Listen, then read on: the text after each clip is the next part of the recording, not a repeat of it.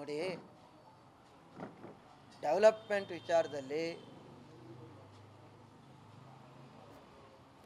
ಲೋಕಸಭಾ ಸದಸ್ಯರು ಹೇಳಿರತಕ್ಕಂಥ ವಿಚಾರ,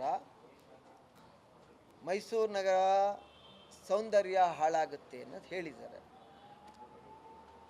ಕೆಲವು ಅನಿವಾರ್ಯವಾಗಿ ಟ್ರಾಫಿಕ್ಕನ್ನು ಕಂಟ್ರೋಲ್ ಮಾಡಬೇಕು ಅಂದಾಗ ಎಲ್ಲಿ ಅಗತ್ಯತೆ ಇದೆ ತುಂಬ, ಈಗ ಹಿಂದೆ ಲೋಕಸಭಾ ಸದಸ್ಯರಿದ್ದರು, ಹಿನ್ಕಲ್ ಮಾಡಲಿಲ್ವ ನಾವು ಫ್ಲೈಓವರು? ಈಗ ನಾವು ನಮ್ಮ ಹಂಪಾಪುರ, ಕೆ ಆರ್ ನಗರ ಹತ್ರ ಹಂಪಾಪುರ, ಅದಕ್ಕೆ 32 ಕೋಟಿ ಸ್ಯಾಂಕ್ಷನ್ ಮಾಡಿಸಿದ್ದೆ ನಾನಿದ್ದಾಗಲೇ. ಈಗ ಹ್ಯಾಂಡ್ ಓವರ್ ಮಾಡಿದ್ವಿ. ಕೆಲವು ಸಂದರ್ಭದಲ್ಲಿ ಒತ್ತಡ ಇರೋದ್ರಿಂದ ಕೆಲವು ಆಗಬೇಕಾಗುತ್ತೆ. ಅನಾವಶ್ಯಕವಾಗಿ ಇನ್ನೂ ಮುಂದೆ ಬೆಳೀತದೆ, ಇನ್ನು 25-30 ವರ್ಷ ಅನ್ನೋಕ್ಕೆ ಈಗ ಅವಶ್ಯಕತೆ ಇಲ್ಲ. ನಮ್ಮ ಮಾನ್ಯ ಸಂಸದರು ಯಾವ ಆ್ಯಂಗಲ್ನಲ್ಲಿ ಹೇಳಿದ್ದಾರೆ ಅಂತ ನಾನು ಒಂದು ಸಾರಿ ಅವ್ರ ಜೊತೆ ಖುದ್ದಾಗಿ ಚರ್ಚೆ ಮಾಡಿ,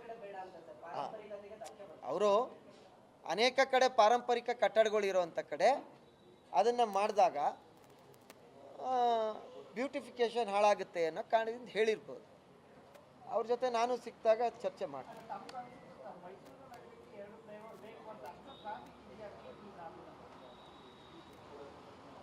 ಈಗ ಸಡನ್ನಾಗಿ ಬೇಕಿಲ್ಲ. ಆಮೇಲೆ ಈಗಿನ ಕೆಲ್ಸಗಳು ಗೊತ್ತಲ್ಲ, ಏನು ಈಗ ಇವ್ರು ಹೇಳಿದ ತಕ್ಷಣ ಇವತ್ತು ನೀವು ಹೇಳ್ತಾ ಇದ್ದೀರಲ್ಲ, ಇನ್ನೂ ಒಂದು ವರ್ಷ ಇಲ್ದೇ ಕಾಮಗಾರಿ ಈಗ ಇರೋಕ್ಕೆ ಕೊಡೋಕ್ಕೆ ಬಿಲ್ ಇಲ್ಲ ಹೇಳಿದ್ದಾರೆ. ಇನ್ನು ಅದು ಇಂಪ್ಲಿಮೆಂಟ್ ಆಗಿ ಡಿ ಪಿ ಆರ್ ಆಗೈತಾ? ಡೀಟೇಲ್ ಪ್ರಾಜೆಕ್ಟ್ ಆಗೈತಾ? ಎಷ್ಟು ಕೋಟಿ ಆಗಬೇಕು ಅಂತ ಆಗೈತಾ? ಹಾಂ, ದುಡ್ಡು ರೆಡಿ ಆಯ್ತಾ? ದುಡ್ಡು ಅಲ್ಲ, 1/3 ಅಮೌಂಟ್ ಇರಬೇಕಲ್ಲ, ಡಿಪಾಸಿಟ್ ಇರಬೇಕಲ್ಲ, ಏಜೆನ್ಸಿ ಫಿಕ್ಸ್ ಆಗೈತಾ? ಅದ ಇನ್ನೂ ಏನೇನು ಆಯ್ತದ ಅಲ್ಲಿವರೆಗೆ ನಡೀರಿ. ಅದೇನೋ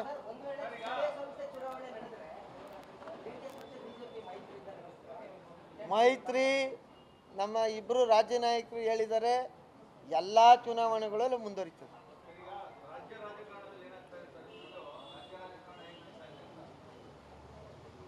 ಸ್ವಲ್ಪ ನಮ್ಮ ಜನ ನಮ್ಮನ್ನು ರಾಜಕಾರಣದ ಚರ್ಚೆ ಮಾಡೋದು ಬೇಡ ಅಂತ ಸ್ವಲ್ಪ ದೂರ ಇದ್ದೀವಿ. ಆದರೆ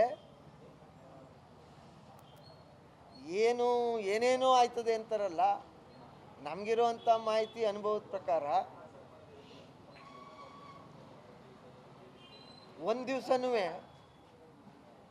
ಈ ಗೌರ್ಮೆಂಟು ಒಂದು ದಿವಸನೂ ಬಿಟ್ಕೊಡಲ್ಲ ಅಂತ ನಾನು ಅಂದ್ಕೊಂಡಿದ್ದೀನಿ.